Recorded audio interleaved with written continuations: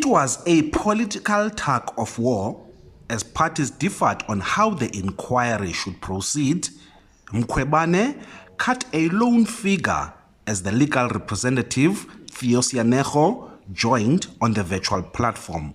We had a long consultation over the phone yesterday, and as well they have sent you a letter as the chairperson, and accordingly I can now confirm that as reported in the committee last week, they have not withdrawn. After extensive debate, the inquiry decided to proceed with its work amid political contestation. What I don't understand is why did they walk out of this committee last week? That is the part that we do not understand. And we were left with only 1.5 witnesses that we were supposed to deal with. No one, not a single person, none whatsoever, ever uttered a word, "we're withdrawing." It's you, members of the committee, who went around putting words in the mouth of the public protector's representatives. But this stalemate is also becoming a concern for the evidence leaders.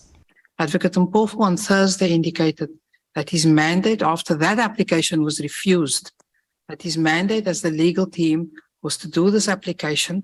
And then he said, what that means is that we are not able to take part in any of the further, he called it illegal activities, which would go beyond the application. Upon resumption of the proceedings after the break, Chairperson Kubutile Janji said he noted the presence of a legal team and the committee resumed. After Mkhwebane requested to be excused, citing a lack of representation from senior counsel, her request was dismissed. You think you are fine, I can proceed under you. I feel I can't proceed under you. Hence I said to you, then you need a third person, that third empire, who would say, but then is that the proper environment to proceed? Meanwhile, the evidence leader led brief evidence with senior manager in the office of the public protector, Cornelius van der Merwe. His evidence related to previous testimony that Mkhwebane hired consultants to clean up her image, costing about R500,000. Van der Merwe testified that 3 consultants, Kim Heller, Professor Sipho Siepe, and attorney Paul Ngobeni, were appointed without being on the public protector's supplier database. The inquiry continues on Wednesday. Ulelani Philip, SABC News, Parliament. The suspended public protector joins us live now. Advocate Mkhwebane, thank you so much for your time this evening. Listening to Parliament earlier and last week as well, I mean, you were talking about how it was never the case that any of your legal representatives withdrew, and listening to some of the MPs, they agree with you that the words withdraw were never used. Others say that, but they are confused about what exactly happened last week, and saying that, I mean, you listen to Doris Lagude, for example, the ANC MP, saying that she still doesn't know why they withdrew. What happened? Thank you, Bongiwe. The good thing is that my legal team will be available on the 7th of November. And I confirm that, and we sent the letter to the committee. My attorney sent the letter dated 21 October. Indicating that we will be appearing, they will be dealing with the application for postponement. And indeed, that was what happened. And my senior counsel indicated that they've done what they were supposed to do, and that's it. So that's what happened. Now, I had on Friday, because of the confusion which was created unnecessarily, had to then say to them, I will go back to the to the attorney and make sure that it's confirmed, and even to the counsel. But then I was only given 1 day, and I requested until the 4th of November. They refused, and they said I must respond by yesterday. So I've responded today and informed them that no one has withdrawn. My attorney was present. The legal team is busy with the Constitutional Court matter or directives, because we should be preparing heads of arguments and submit them by the 4th of November. Yes. So what exactly is happening then? Because I'm listening to you, they are not there. You were talking about how even today you would be comfortable to proceed with them present. So I'm really struggling to understand what's going on here. They are not present. You say they're dealing with another matter, yet the inquiry is continuing. So what do we call that? That is a travesty of justice, Bongiwe. As I indicated to the chairperson, that unfortunately I feel as if, hence I gave the example of gender-based violence, or an abused woman who's being told, sit there, irrespective of the fact that I'm complaining that, chairperson, you are biased, Mr. Mailham, you are biased, and you cannot subject me to this particular process. You know, Bongiwe, the Constitutional Court, the very same parliament, opposed the issue of legal representation. And the Constitutional Court was very clear, because they said they amended the rule and say the public protector must afford the holder of, it's a must, it's not a may, it's an absolute right, that I must be heard and be assisted by a legal practitioner or other expert of his or her choice. Yes. So that's an absolute right. So whatever they did today, they did it contrary to what the Constitutional Court has ordered. And unfortunately, the witness was called, was testifying. I didn't do anything. I didn't take notes.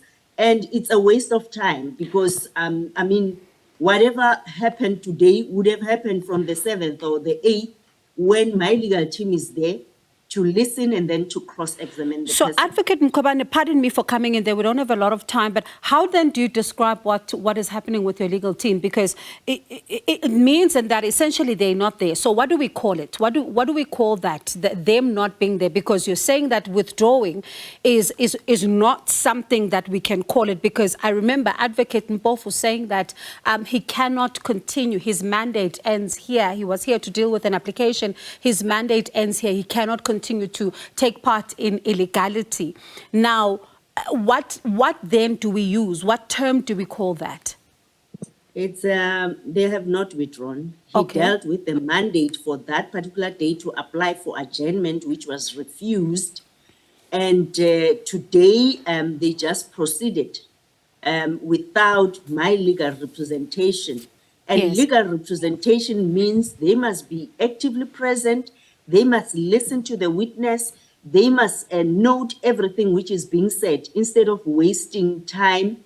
Because next week, if we come back and we listen to I mean, it can't be, because it's not the proper process where then the person is going ahead and testifying, and possibly they would want to tell us that, no, there's recordings and everything. No one is keeping that, because we are busy with preparing for the heads of arguments for the Constitutional Court. And unfortunately, Bongiwe, the fact of the matter is that once they are done, I'm still having my side of the story. I have my witnesses to present. And it's as if now we will also have to be provided time to do that. Now wasting time, which is not even justifiable. The chairperson took 3 weeks for him to decide whether to recuse himself and Mailham or not. But then I only asked for a few days, and I'm being refused to be given those dates. So Parliament's legal advisor telling the committee that this situation is comparable to one that is confronting the Supreme Court of Appeal, saying that the SCA found that this was one of the oldest tricks in the book when a party gets into legal difficulty for the legal team to, and I use the word that you say we shouldn't use, withdraw. Some say that you're trying to stall proceedings. Are you? No, definitely not. I mean, compare me requesting 5 days or few days with the chairperson taking 3 weeks to decide who's stalling the process. And unfortunately, the very same legal person, I requested those notes or whatever she was saying in writing so that we can deal with that. I mean, we quoted SCA judgments, constitutional court judgments, even international jurisprudence showing what is meant of us appearing before a compromised chairperson and Mr. Melham. And he continued, Mr. Melham, today to even say I'm disingenuous. I mean, attacking my legal team at first, but now me personally appearing before the committee, not being the member of the committee, and apparently the chairperson is saying that is not unparliamentary. I mean, you know, and even the chairperson, I'm still waiting for the reasons, because I said in my presentation, I need to know what reasons is he giving to proceed, irrespective of the fact that I don't have my legal representation. So- I'm not delaying anything. Remember, I must also be given enough time to call all my witnesses, to also present my evidence before the committee. Actually, this process is done for the public, for themselves to hear my side of the story. So maybe I wonder, though, that because you say that you want for your side of the story to then be heard, and one can then look at the time that could potentially lapse here if the courts, as you say, that you're preparing for the heads of argument and all of that, if that process takes quite a bit of time, you will then find yourself in a position where you've not been able to give this side of the story as you say you want to. What happens then if this standoff continues and it's never resolved? Are you looking at the possibility of maybe even getting a second legal team to assist so this matter can proceed? My legal team is here, Bongiwe, and I even indicated that I don't want to go into that because that will delay the whole process. The new legal team, if I appoint new attorneys, then they will have to acclimatize themselves with the documents. I mean, more than 11,000 pages. The council will have to take a month or two to go through those. That's not what I'm intending to do. But requesting 5-7 days compared to this kind of treatment, it's such you know, I can't discuss and fathom it. And again, a gun is held over my head, or I'm held there under duress, because I said sitting there, what's the use of sitting there when I don't have my legal representation? I don't even take notes because I must appear before the committee with my legal team. I mean, it's even worse, the evidence leader as well, proceeding with such a matter when, I mean, she as well being very much informed and knowing what it means to have such judgment by the Constitutional Court for one to proceed. Are you going back to the inquiry when it resumes on Wednesday? Tomorrow, I'm instructed to go. I'll go and sit there, but I'll also ask the chairperson whether must I sit there, even though I'm not participating, because now I'm just sitting there, and I don't know what's the use for me to sit there because I'm not part of the proceedings. I must appear there with my legal representation, especially the council. And I mean, if the council is busy with the papers, I mean, the DA submitted around 2,000 pages on Friday. Those documents must still be perused and they must still go through it. And we've got the DA having applied for an appeal within few hours, and the president within a day when they had 15 days. Definitely one will have to get time with the legal team, prepare for that, whilst on the other hand, we need to read and prepare for the witnesses. And besides that, Bongiwe, our witnesses as well must prepare affidavits. Those affidavits must be submitted at least 7 days before they are heard, because the committee members must go through their statements and the evidence. Even my affidavit, the same thing must happen.